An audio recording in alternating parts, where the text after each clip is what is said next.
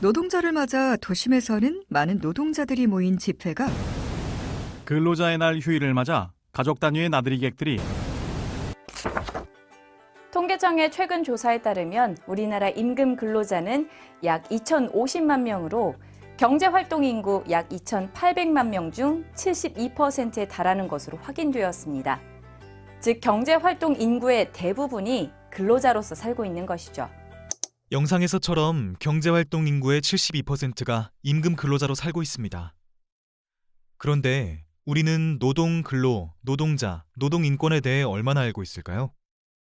오늘 개념을 단단히 하고 여러분 자신과 자녀들의 노동인권을 지켜나가기 위한 첫발을 떼보시는 것은 어떨까요? 시작해볼까요?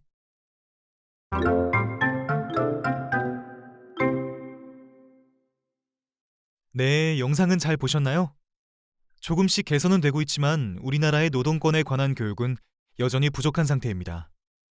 이런 환경을 개선하기 위해 먼저 부모님께서 알고 계셔야 할 핵심적인 내용을 추려봤습니다.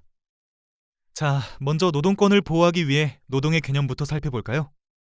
먼저 여러분의 노동의 의미를 떠올려 보세요. 표현은 다양하겠지만 공통적인 내용을 모아 정리해본다면 노동은 사람이 생활에 필요한 물자를 얻기 위하여 육체적 노력이나 정신적 노력을 들이는 행위라고 할 수 있겠습니다. 그럼 노동과 근로는 다른 의미인가요? 노동은 블루칼라, 근로는 화이트칼라가 하는 걸로 들은 것 같은데. 좋은 질문입니다. 두 가지 용어가 혼용되어 쓰이는데요. 의미부터 살펴보자면 노동은 목적을 갖고 의식적으로 행하는 육체적, 정신적 활동인 반면 근로는 부지런히 일한다는 의미로 볼 수 있습니다. 종종 질문처럼 블루칼라와 화이트칼라가 하는 일을 노동과 근로로 오해하시는 경우가 있는데요. 이 부분은 뒤에서 노동자와 근로자를 비교하면서 설명드리겠습니다. 참고로 근로라는 용어의 유래를 살펴보면 최근 노동이라는 용어의 사용이 늘어난 이유를 짐작하실 수 있을 것입니다. 근로는 일제강점기 강제노역에 동원하면서 조직한 근로정신대에서 유래한 용어입니다. 보통 직업생활을 통한 행위는 노동으로 부르는데요. 우리나라의 특수한 상황에서 노동이 아니라 근로라는 말이 사용됩니다. 해방 이후 등 정치 사회적인 배경으로 인해 우리 사회에서는 노동이라는 말의 사용을 불온시하였습니다. 앞의 질문의 답이 이제 나오겠네요. 노동자는 육체적인 노동과 정신적인 노동에 종사하는 모두를 지칭하는 용어입니다. 이제 오해는 풀리셨나요? 한편 근로자는 사용자와 대비되는 개념으로 사용합니다. 직업의 종류와 관계없이 임금을 목적으로 사업을 제공하거나 사업장에 근로를 제공하는 사람을 말하고 우리나라는 현행법을 통해 법률 용어로 근로자를 사용하고 있지만 중국, 대만, 일본의 노동법에서는 삭제된 용어이기도 합니다. 앞서 노동의 개념에서도 엿보이듯 노동자라는 용어는 자기 주도적 성격을 띠고 있습니다.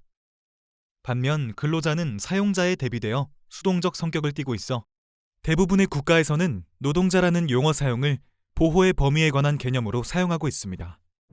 자, 그럼 한 걸음 더 들어가 볼까요? 노동인권이라는 단어를 들어보셨습니까? 노동도 알고 있고 인권도 알고 있는데 노동인권은 정확히 어떤 의미일까요? 네, 질문자님의 말처럼 노동인권은 노동과 인권을 하나씩 살펴보다 보면 그 의미 파악이 가능할 텐데요. 노동은 알아보았으니 이제 인권의 의미를 살펴볼까요? 인권은 사람이 사람답게 살기 위해 필요한 것으로 당연히 인정되는 기본적 권리를 말합니다.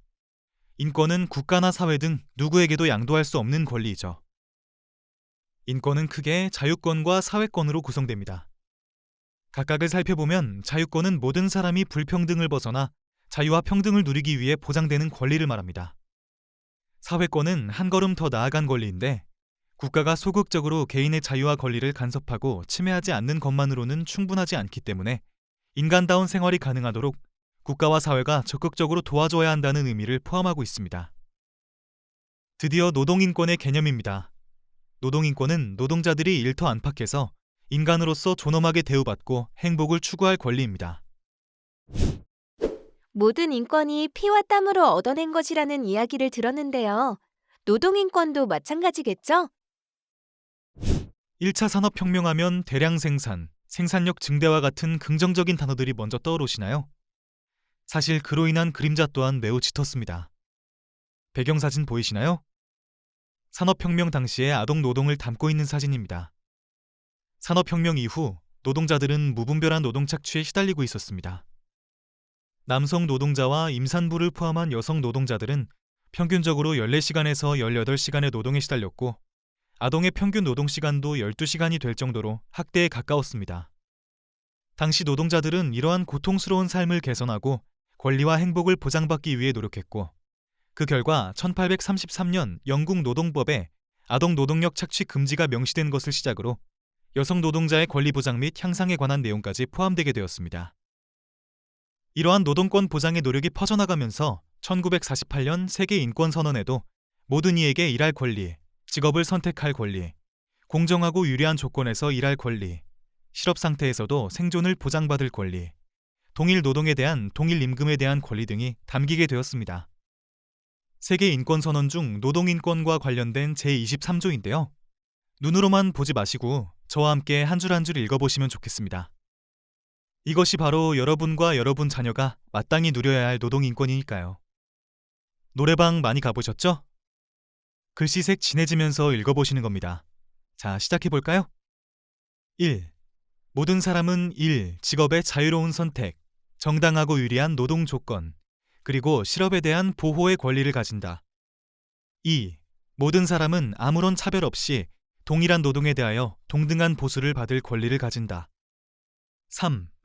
노동을 하는 모든 사람은 자신과 가족에게 인간의 존엄에 부합하는 생존을 보장하며 필요한 경우에 다른 사회 보장 방법으로 보충되는 정당하고 유리한 보수에 대한 권리를 가진다. 4. 모든 사람은 자신의 이익을 보호하기 위하여 노동조합을 결성하고 가입할 권리를 가진다.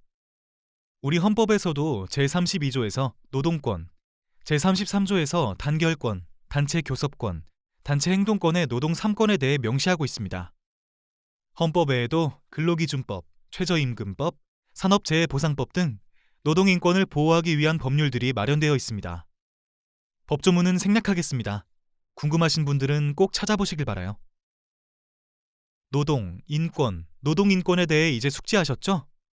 영상 보시면서 한 번 더 다져볼까요? 자, 시작합니다. 그런데 잠깐, 근로자, 노동자, 무엇이 맞는 표현일까요? 노동자와 근로자는 근본적으로 동일한 의미를 갖는 말입니다. 다만 노동자라는 표현은 노동을 하는 사람을 중심으로 표현한 것이고 근로자는 계약 체결 당사자 간의 관계를 중심으로 표현한 것이죠. 따라서 노동자는 비숙련 단순 노무 종사, 블루칼라 현장 노동자, 근로자는 전문성을 갖춘 숙련된 화이트칼라 임금 생활자 같은 편견을 갖는 것은 잘못된 것입니다. 단지 우리가 구분해야 할 것은 근로자와 사용자입니다. 근로자와 사용자는 근로계약을 체결하는 당사자로서 서로 다른 위치에 있을 뿐이며 우리는 상황에 따라 근로자가 될 수도 사용자가 될 수도 있는 것입니다. 하지만 앞서 말씀드린 통계청의 조사에서 알 수 있듯이 우리 대다수는 근로자로서 살아가고 있습니다. 그렇기 때문에 국가에서도 근로 조건에 대한 최소한의 기준을 두어 보호하고 있는데요. 바로 헌법과 노동법에 의해서지요.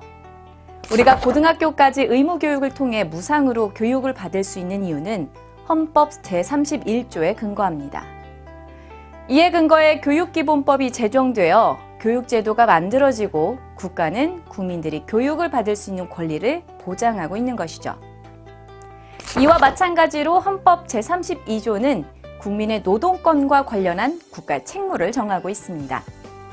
제32조 1항은 적정 임금의 보장을 위해 노력하여야 하는 국가의 역할, 제32조 3항은 국민의 노동권을 보장하는 근로기준법의 근거가 되는 것입니다.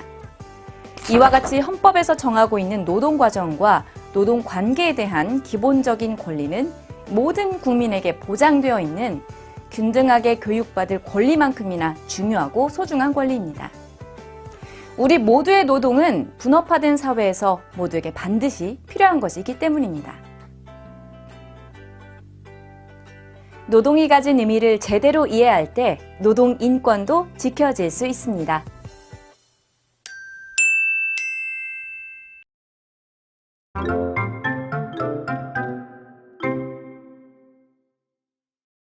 이제 본격적으로 우리 자녀들의 노동인권을 지키기 위해 보호자분들께서 알아야 할 노동법에 대해 살펴볼 텐데 그것에 앞서 우리나라 청소년 노동인권 교육의 현주소 확인하고 의지를 다져볼까요? 동인권 교육과 어떤 차이가 있고 또 자녀들의 노동인권이 잘 지켜지려면 어른들이 어떤 노력을 해야 할지 생각하시면서 보시죠.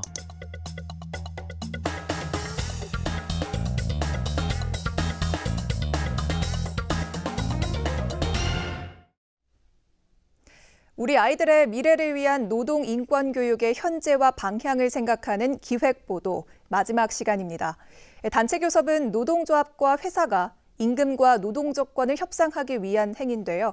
믿기 어렵겠지만 유럽에선 초등학생부터 모의 교섭으로 실제 과정을 체험합니다. 실제적인 경험으로 자신을 지키고 타인의 노동을 배려하는 당당한 시민으로서 성장을 준비시키는 겁니다. 허지희 기자가 취재했습니다. 40년 가까이 노무사로 활동 중인 하종광 성공회대 노동대학 교수. 이른바 명문대를 나와도 노동권도 모르는 우리의 현실에 최근 초등학생을 대상으로 한 노동교육서를 썼습니다. 실제로 한국 정도의 발전한 사회에서 노동 문제를 가르치지 않는 것은 다른 나라는 이해가 되지 않는다고 보거든요.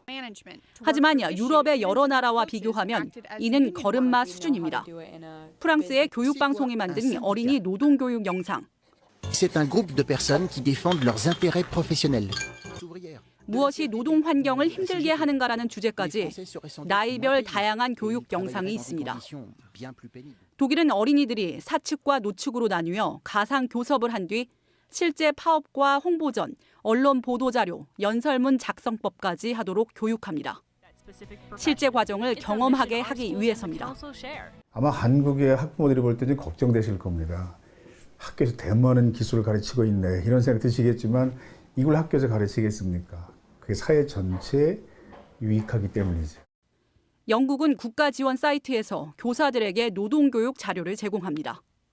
이토록 많은 나라가 사회나 경제교과에서 노동과 인권을 가르치는 것은 결국 시민의 안전을 지키기 위해서입니다. 죽음까지 이르는 산업안전 사고를 줄이고 고용자나 관리자나 부당한 대우를 하지 않고 또 가만히 있지도 말라고 가르치는 겁니다. 서구의 경우에는 그런 경우에는 어느 누구라도 어떤 상황에서도 기계를 멈춰라 이렇게 훈련을 받거든요. 그러니까 이제 이거 엄청난 차이인 거죠. 인권에 대해 배우는 것 자체가 권리다.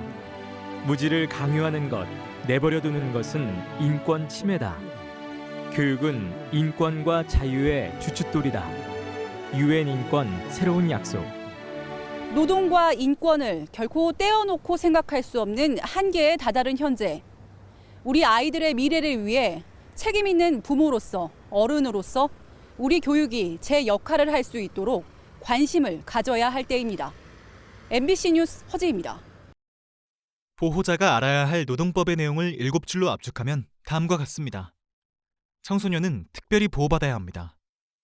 인권을 존중받으면서 일해야 하고 그러기 위해 실질적으로 근로계약서를 꼭 확인하고 서면으로 교부받아야겠죠.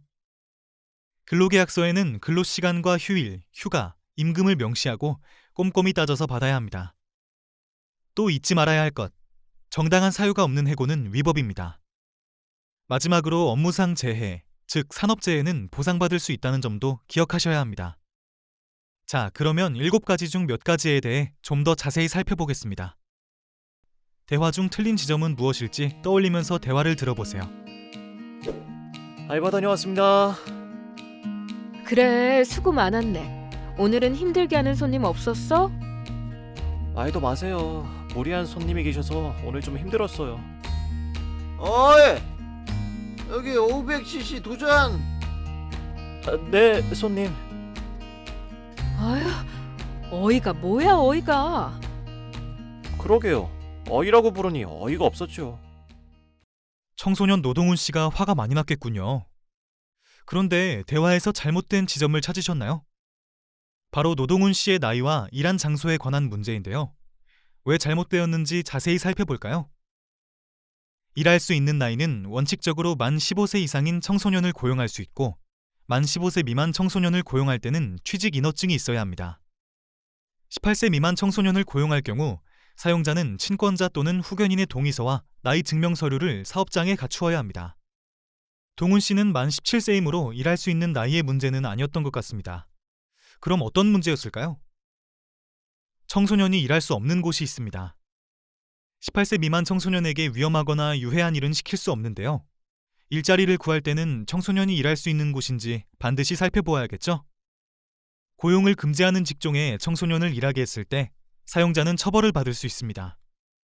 청소년 보호법 등 타 법률에 의거한 청소년 금지 업종을 살펴보면 다음과 같은데요. 동훈 씨는 만 17세인데 호프집에서 아르바이트를 했군요. 잊지 마세요. 자녀들이 아르바이트를 구할 때 금지 업종을 살펴 보호하실 수 있기를 바랍니다. 청소년은 인권을 존중받으며 일해야 합니다.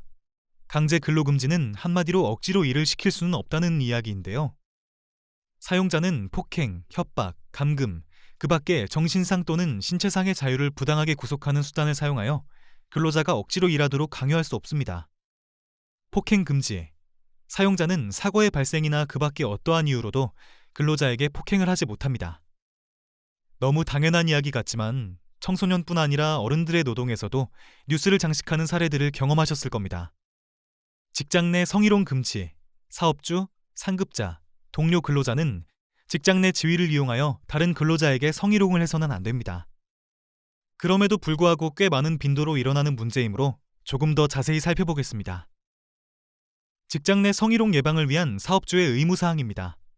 의무를 다하지 않은 경우 민사상의 손해배상 책임을 지게 될 수 있습니다. 먼저 직장 내 성희롱 예방 교육 연 1회 이상 실시하고 본인도 교육 이수를 해야 합니다.